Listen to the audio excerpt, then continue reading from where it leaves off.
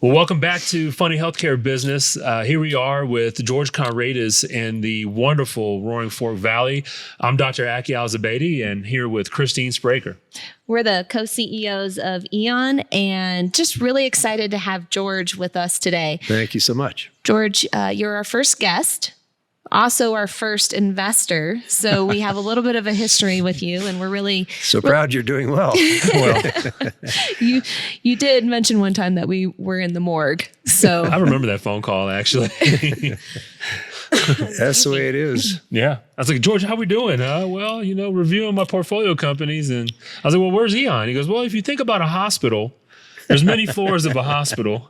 Some are in intensive care. Some are in, about to get out of the hospital. I was like, well, where's Eon?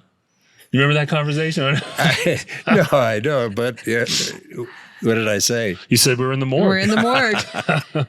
That's when we decided we needed to get out of the morgue as quickly as possible. Oh, yeah. Well, that's a cyclical thing about a lot of startups, good days and bad days. Never as good as they seem, never as bad as they seem. They seem pretty bad sometimes, yeah. But yeah, you're right. I think looking back at the time frame of things, like it's never as bad as we thought. Right. Well, you have certainly seen a lot. You have just a pretty amazing career. When you look back at your time with IBM, spent over 30 years there, where you were running the U.S. operations, Asia Pac at one point. Yep. And that was 30 years ago. Believe it or not. Oh, wow. 61 years. Yeah. Wow. Well, in business. You didn't stop there. You went on to do many other things since then. And I think probably your career just accelerated after IBM, if I had to guess. You were telling me a little bit about BBN before. Yes, Bolt, Brannick, and Newman, one of the most advanced research and development organizations ever, did a lot of work for ARPA and for the Department of Defense. And if it had ever been done before, BBN wouldn't have had the contract. They always invent the new. Really an amazing company. And they brought you on to commercialize the internet, basically. Well, we didn't know which it would be because they had a number of technologies they develop and employ in proof of concept for product, if you will, for the government. And they in 1969 held the contract to put together with university and professors to build the first 4 nodes of the ARPANET, which became the internet. But to do that, they had to invent the router and the modem, but they never commercialized what they did. Even though it was a very successful proof of concept, those first 4 nodes. But Cisco became the king of the routers, Hayes, modems. And by the time I got to BBN in 1994, they were saying, look, we have so many different technologies that we've developed, mostly under contract for the government. Can't we just commercialize something? So this was in the middle 90s. And this was the time when the internet was transitioning from academic and research to commercial. And most of the nodes, big nodes on the internet, the regional nodes in Boston and in San Francisco and in Washington, were serving universities, but they didn't want to be responsible for all the commercial traffic. So we went around and acquired them and put them together into a national network that we call BBN Planet. And it became the 3rd largest ISP in the nation. Just curious, why did they choose universities to start? I remember being in the 90s and we had internet that was so much better than anywhere else that was available. Was there a reason they targeted universities? Just curious. Sure, for research. Yeah, and sharing academic. That's how the World Wide Web got started. I guess it makes sense now that you say it. Yeah. Yeah. You mean it was better than AOL dial-up? Oh, man, for sure. Yeah. But we also had a business in BBN where we supplied networking to AOL. They were a big customer. That was a separate effort. You mentioned another big customer that actually resold. Yeah, well, at the time, this is the middle 90s. Now the internet is coming on quickly, UUNet, PSINet were our competitors. But the big telcos were not excited about the internet, because what we did to use the internet, what the internet does is there are thousands of networks, and the internet interconnects with all of them. So you can't kind of own it. The big telcos had a tree-like network, and that was their network, theirs. And so the internet border gateway protocol allows you to get across all the different networks. And they weren't so excited about that, because you could send more traffic to one network versus another. And so AT&T wasn't really so excited about us. But after it became so popular, and BBN Planet began to grow so much, they actually resold us for customers who wanted internet. Because they didn't have a product to offer. Yeah, well, that's not all bad to have a partner like that. It's a big reseller. Yeah. No. Awesome. And then after that, you went on to Akamai. Yes. You were the CEO of Akamai in the late 90s, early 2000s. That's correct. You saw the bubble burst Yeah. while you were there. Tell us a little bit about that. Well, the problem with the internet in the late 90s was, as I just mentioned, it was becoming so popular. But the WWW, the World Wide Web, was really kind of laughed at by calling it the World Wide Wait, because the internet wasn't fast and reliable and secure, with all this onslaught of commercial traffic that was coming onto the internet. And at MIT, a professor of mathematics, head of the department, and his graduate student, Tom Layton, was the professor, Danny Lewin, the graduate student, came up with this idea of how to get across the network out there in an optimal fashion, picking which had the most open and best routes at the instant. And having been at BBN and understanding something about an internet service provider, when I heard of their innovation, which was beyond anything that we had experienced at BBN, I got very excited about that. So they asked if I would be the first CEO, help them put a business, if you will, around the technologies. Those guys invented it. It's a very heavy math-oriented, mathematical software solution. But I knew something about business. So as a team, I helped put a business around the professor and the graduate student. And today, we started off, there were, I think when I joined, there was 20 to 40, 50 people. Today they have 10,000 people. Wow. They're $3.5 billion in revenue. Their market cap is somewhere between 15 and 20 billion. And I stayed with them for 20 years. After about 6 years as the first CEO, then went on as chairman, and then stepped down after about 20 years. I had no idea that you came on when it only had 20 to 40 people. Did you know that? I didn't realize that you were putting the business structure around it. No, I didn't understand that. No, that was my job. There's a great book called No Better Time that is a story of Akamai and the professor and the graduate student. The really tragic part is the graduate student, Danny Lewin, he died in 9/11 on the first plane that went into the tower.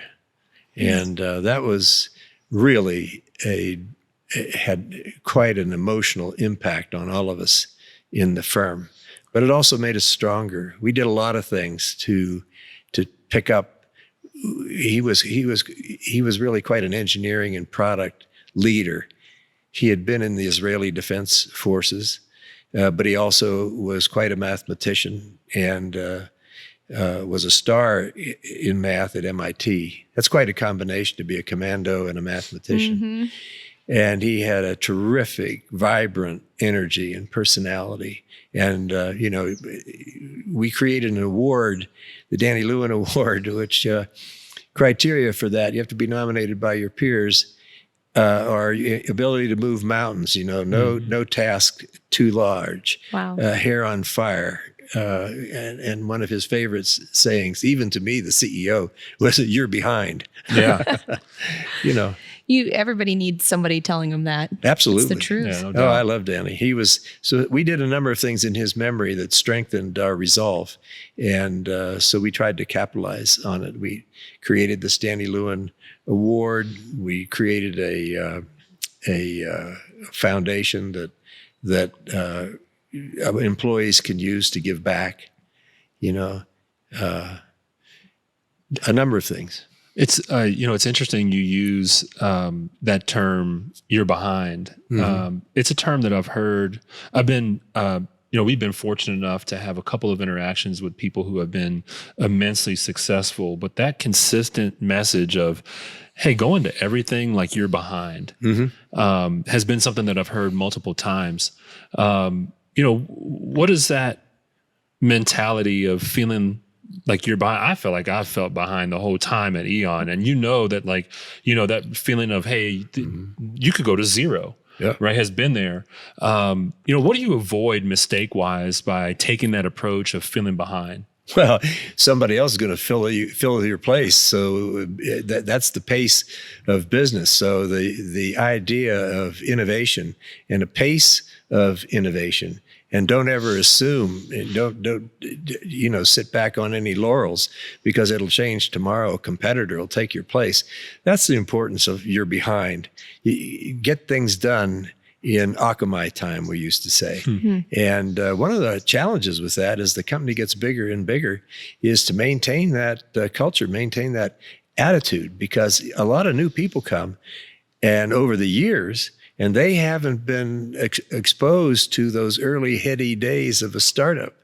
Definitely. And, they wonder, what are you talking about? So we keep telling the stories. That there's a lot of storytelling that goes on. But you're behind has to do with pace. That makes sense. It's a dynamic market. Right. And I mean, that makes a lot of sense. What would you say to those who say, well, there's a big pie, there's enough for everybody? For a company like ours, or that mindset with Akamai at the early stage, is there a slice for everyone, or do you want the whole pie? Oh, well, if you try to get the whole pie, and if you were successful at that, you'd go to jail, which was always our dream. But Not the jail part. But. Yeah, the monopoly. But the thing about the pie is both. So healthcare is I think the largest addressable market. And so that pie is huge. And the trick then is, what is your addressable market? And that has a lot to do with the offering. There's so many sub-slices of need in a larger market. And that's what you have to figure out. What is your piece of that market? What will you become, what will give you unfair advantage in that piece of the market?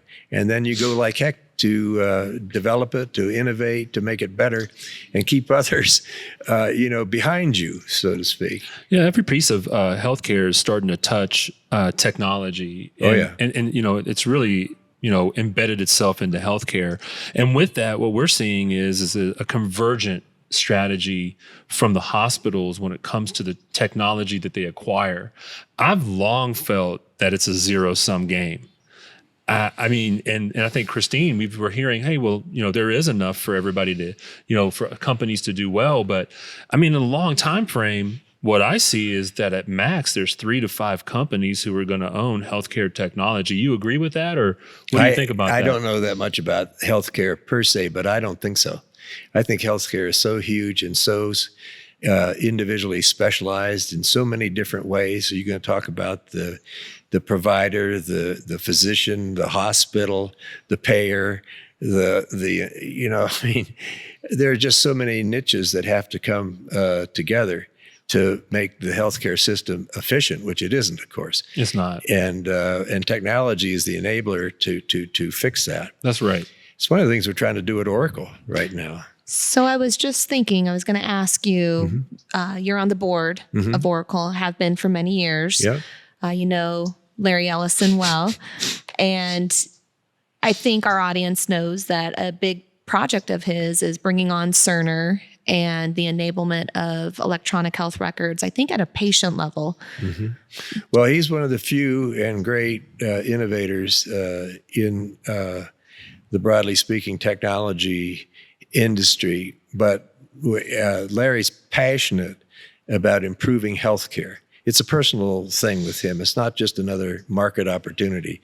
It's something that he is very, very interested in, partly because I think he believes it's broken, and he's the kind of person that likes to fix things and be innovative about it. I mean, he's built Oracle into one of the largest and most successful software companies in the world, and he's still at it. But that brings then the opportunity, and he sees healthcare, like we were just discussing, as a technology opportunity, where the idea is to improve healthcare. And the way that we at Oracle have chosen is a way to enter is the electronic health records.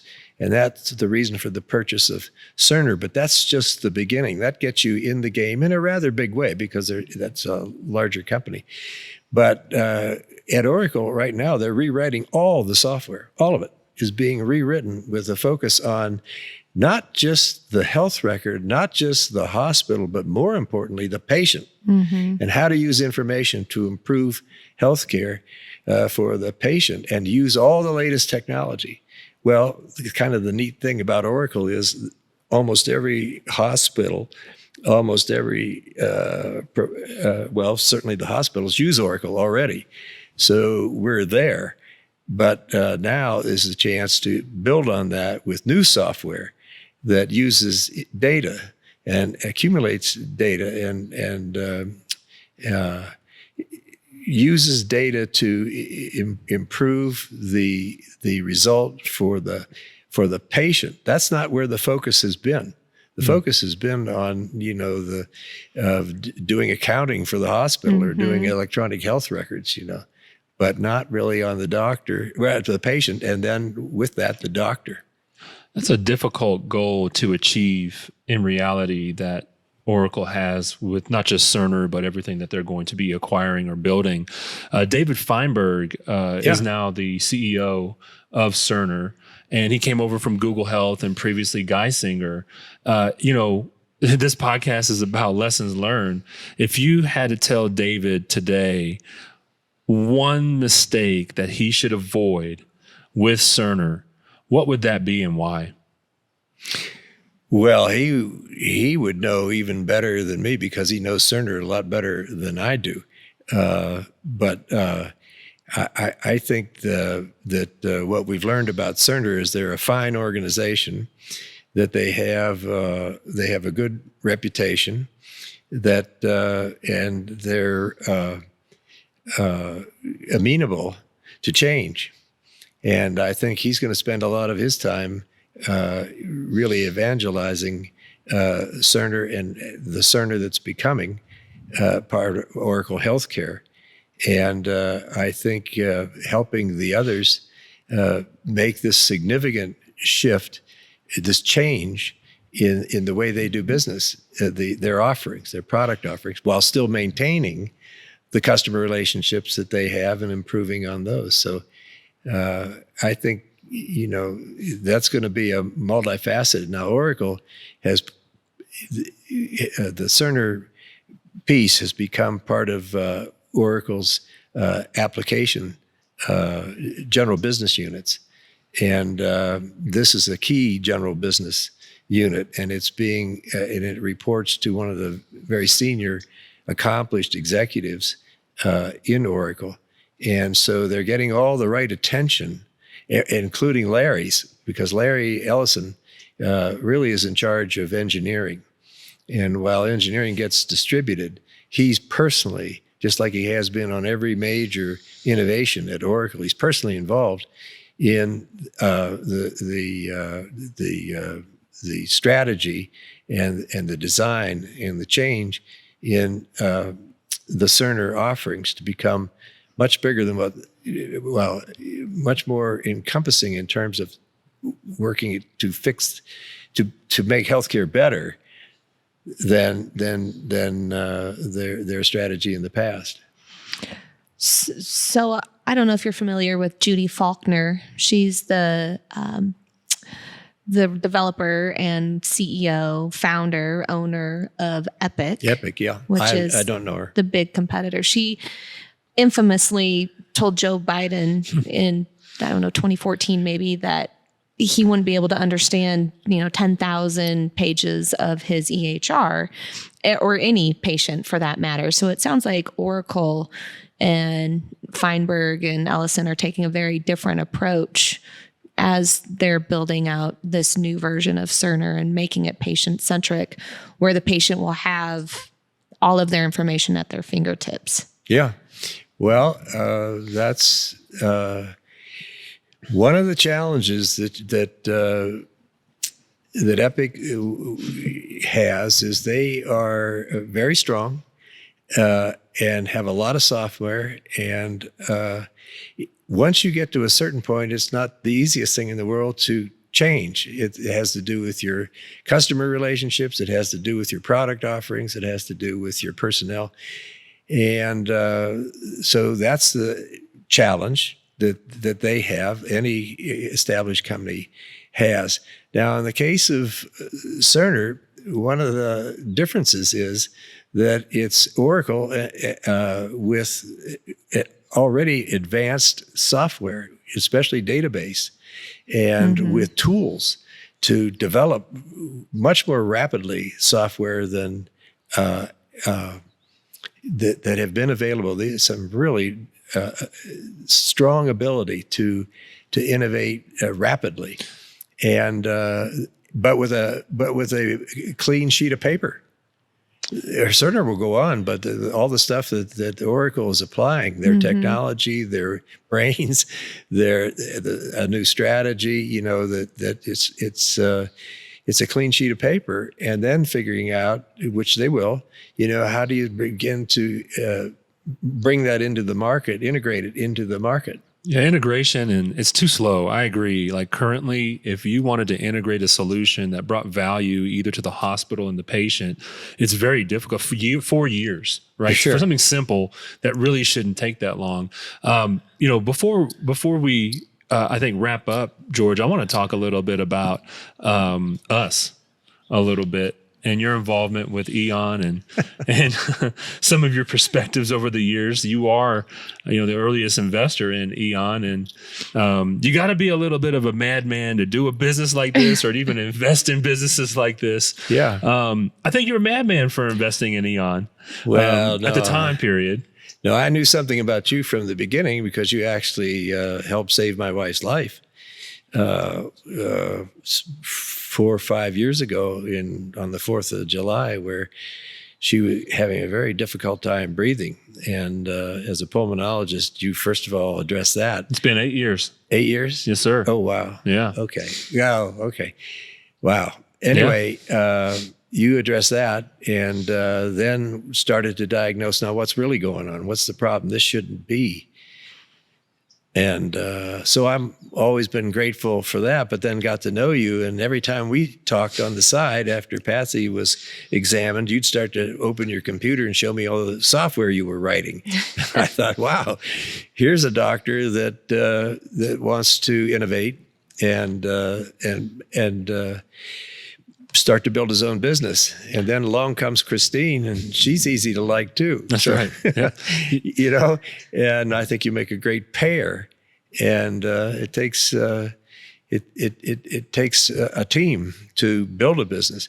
So why would I invest in you? Well, I invested in you because I knew you, but I thought that you had a lot of intentionality about what you wanted to do, and were surprisingly good at it as a doctor, And then along comes Christine, who has great organization skills and enthusiasm and knows how to deal with people. And Yeah, you told a me company that together. I had everything to gain by partnering up with Christine when that decision came up, and you were right about it. And then also, we had another executive.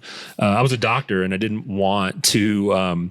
I saw so many doctors fail in business, like you mentioned. I actually was trying to go to business school when I first met you, and you talked me out of it because it wasn't Kellogg or some other place that was like top tier. You're like, why the hell would you go to any business school unless it's the top three? Well, I don't actually feel that way today. I think the reason for business school is when you think about your career and what you're trying to achieve. What do you want to, this self-actualization? What do you really want to become? And then look at your strengths and your weaknesses. And if one of them is if you've been steeped in technology but not finance, or maybe business finance, then go get courses. You can get them online. So prestigious business schools, I think, are under a lot of pressure today because you can get very good education fulfilling those piece parts in your toolkit. And you can do that by online courses. So, and by the way, I think I have great respect for Harvard and Stanford, and I'm a University of Chicago graduate. But the moment you walk out that door, that doesn't buy you anything, really. It's performance that counts. There's no doubt about that. Desired results, right? Yeah. And people who can focus on desired result and have the capability to do so. So, you saw Christine and you evaluated her. And then we also had another executive who from day one, I feel like you knew that person wasn't going to work out. I think you called it a chocolate bunny. No, you're bringing up stuff I don't remember. Maybe it's my age. Well, but I mean, 61 years in business, you do forget a few things. No worry, but I think that, the chocolate bunny is somebody who looks great on the outside, but inside they're hollow and they don't have what it takes to be successful. Like, how do you, I guess you've been there before, right? But how did you know what the formula should be for this business that you invested in at that early stage? It was a critical decision for the business that you had heavy influence on. How the hell did you know that? Well, first of all, you need resources. You need good people with specific functional capabilities to have a business, I mean, here you are talking about technology development, but you got marketing, you have sales, you have HR. So much more. You have all people administration. Aspect, the whole, and then there's people management, the whole thing there. But one of the challenges I think you have is that you can interview and do the very best job you can of interviewing to bring somebody into your firm and get references, of course. And then interview and have other people in your firm, as many as you have at that moment, that will be associated with this person that you're trying to bring on. Have them interview, and then finally come to a conclusion. But I'll tell you, you will not know how a hire will really work out until they're in situ with a team. Yes. And the team dynamics, are really you can't interview for that because the team is a set of individuals with individual personalities and goals and desires, and this person has to fit in and be, a part of the team, and bring their skills along with it. But partly it's attitude. One thing I look for is a person's attitude, and that makes a big, big difference when you're in a team environment. Are you a giver of energy or you're a taker of energy? There's no doubt about that. We were just talking about that, how you choose to show up every day, because it is a choice. You can choose to be a giver. You can choose to be a taker. Show up. That's what I tell the kids. Show up on time, dressed to play. Show up means you took the initiative. On time means you care. And dressed to play means you've done your homework.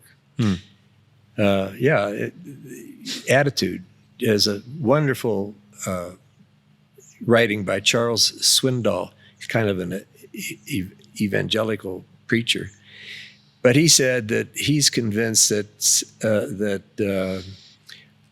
life is successful. Life is 10% what happens to be, and 90% of how I respond to it. And he said it has everything to do with your attitude. And he said, and he adds, he says, and you're in charge of your attitude. And that makes a big difference. It also contributes, to the culture. What kind of culture do you have? are you someone who helps others? It's not I win, you lose. There's a lot of toxic cultures in business because people, it may be the way they've been raised or the environments in which they've worked that reinforced bad behavior. Absolutely. But this is the point. You don't know till they're in situ working together and everybody contributing. And I like to say one of the big questions is, are you helping others? You know, Martin Luther King Jr. said one of the most important and persistent questions in life are what are you doing to help others? And think about helping others, your teammates and others, and then asking for help. Asking for help is really key. A lot of people don't have the confidence to do that. You know, they don't have the confidence to be humble and say, what could I be doing better? And, you know, that is all part of attitude. It's all part of how you're reacting to certain situations. But so just like you're in charge of your attitude, each person is in charge of the culture.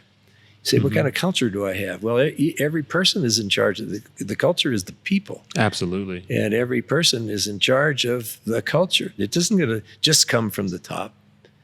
You know, you are a part of the culture. And are you helping others? Are you nice? Are you kind to others? Do you listen? Yeah. I mean, really listen. Listening's hard. Yeah, well, you know, diversity and inclusion are big deals in business now. Diversity and inclusion, you know, if you're not listening and if you don't care, you can't be inclusive. No doubt. And if you don't, and if diversity is bothering you, you're not gonna be as helpful. You're a dinosaur if you don't. as you could be. So listening and caring.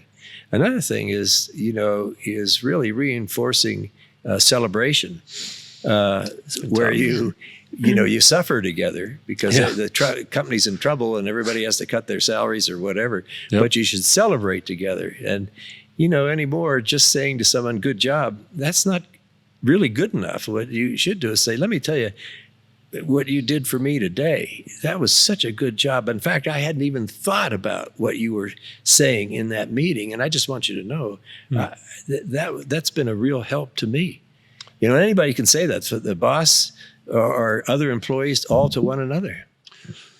With a diversified workforce where maybe 15 of us are in Denver and the rest are across the country, and now we have our engineering team overseas, sometimes it gets hard. Do you have any words or advice for us about how to celebrate when we're not all together all the time? I think it's really hard. I think this whole pandemic and the remote work has really impacted culture in a firm and people's attitudes about the firm. And I think one of the hardest things in the world would be to join a company online never having been to the office, never met the teammates in person. I think I don't have a real good answer for that, except everybody has to communicate more than they ever have, and think about the other person. And in many ways, when you ask them how they're doing, really listen, care. They'll tell you how they're doing once they trust you. But it's one of the hardest things in the world, this remote work. On the other hand, it has a huge advantage because you talk about diversity and the ability to find talent. Now you're not just searching for skills in a certain regional area near the home office. What you're doing is you can search around the world for skills. And so I think the next big phase here is, and the management consultants, of course, are all working on it now. And more importantly, each business is working on it. How do you keep everything together in a remote work environment? Whether everybody's remote or part remote, doesn't matter. It's still a challenge. And now you're global, and now you're trying to keep everybody excited about the firm. I think it's a big challenge, You know, but and it means you're going to lose people. You're going to lose people. You're going to have people that think about their career in 5-year chunks. There's no doubt. Or three. Or three. Yeah. Yeah. One of the problems I have with that is I don't think you ever really get going until you're certainly through 3 years. I agree with that. But I think the way to deal with that is that you work on being very open about, look, okay, you're going to get a great education here. You may move on in 5 years. We're going to try to keep you if you're really good, because why? Your career. There are opportunities here for you to grow in your business skills and maybe as a person, more self-actualization if you stay with us. And we've got to really do a good job of making that come true for you. But, but the other thing then is the culture. I see it all the time. People leave for money. Yeah. So they say, well, it's just the money. It's not just the money. You get deeper into that conversation, it's because they didn't like the environment. They didn't feel they had a growth opportunity. That's right. Or as one person said to me, he says, I wish I had a decent boss. And they're gone because it's so easy to go and they can make more money. And so you have to really work on your culture. And I think there are tools and techniques and ways of communicating that in this remote environment that we've been talking about that will be developed, and people become more skillful at it as both managers, but also as individual leaders. I agree. Man, George, there's this thing that we call life debt, and it's just a term that is a representation of eternal gratitude. Yeah. And George, man, just eternal gratitude for you, for what you've done, for me personally, for what you've done for Christine. She brought up the ripple effect. Yeah. The ripple effect, I know you know about this, but you throw a pebble into a pond and it creates a ripple. And we think about on a daily basis, you had such a impact on us. And now we've been able to create this business where we've touched almost 600,000 patients at this point. Yeah. And when you think about those lives living longer, their families, their communities that are being impacted, becomes a massive ripple effect at that point. It does, and it reflects on a company's purpose. One of the things today, these Generation Z folks teach you a lot about why they want to be in your company. And one of the things you get out of those interviews is purpose. Mm-hmm. I want to work for a company that has a real purpose. And you just mentioned one. We can touch 600,000 lives, 1 million lives. That's a real purpose. And they care about that. And it gives them, pride. Well, if you leave a company for money only, you better go somewhere where they'll pay you a lot of money. But especially if you don't have any good purpose, what are you doing? We lost a few good employees early on for that reason. We weren't at market quite yet, and they went to these other companies that are just maybe not as mission centric. So did any of them come back? I'm hoping a couple do. Yeah, well, that's happened at Akamai. Some people have left for what they thought were greener pastures, and they found out that if they looked at Glassdoor, the executives weren't as highly ranked, the strategy wasn't as clearly defined, the culture was a little more toxic. It wasn't what it looked like on the menu. That's right. But as this the head of go-to-market for Akamai said, he says, "Well, we take them back." He says, then he added with a wry grin, "But you can only come back once." That's right. That makes sense. We've had that. Yeah. That's right. Yeah. Man, George, again, thank you so much. You've really, again, just made a humongous impact, not just on us, but, Eon and healthcare. It's material now, right? I mean, you guys are doing great. I'm really proud of you. I think it's wonderful. Thank you. Thank you. Yeah. And thank you for bringing us into your home. Yeah, absolutely. Your family. You have an amazing family. You're just, thanks. Not only are you a great business leader, but you're just a wonderful man, a wonderful father, husband, grandfather. 15 of them. That's amazing. It's amazing. You have a beautiful family. Yep. Yeah. May we all be so lucky. The girls were prolific. That's right. Well, thank you, George, so much. And, hopefully we'll get to talk again. Yeah. I think it's going to be great for everybody who's listening in. I've learned so much from you over the past 8-9 years, and it helps, man. You make all these decisions that you got to make over the course of a company matter, and they add up. So and they're hard decisions. You've helped us make some right decisions to where we don't get punched in the gut so hard or as often. So thank you, sir. Yeah, you're welcome. Appreciate it. Thank you, George. Yeah, awesome. Thank you. Yep.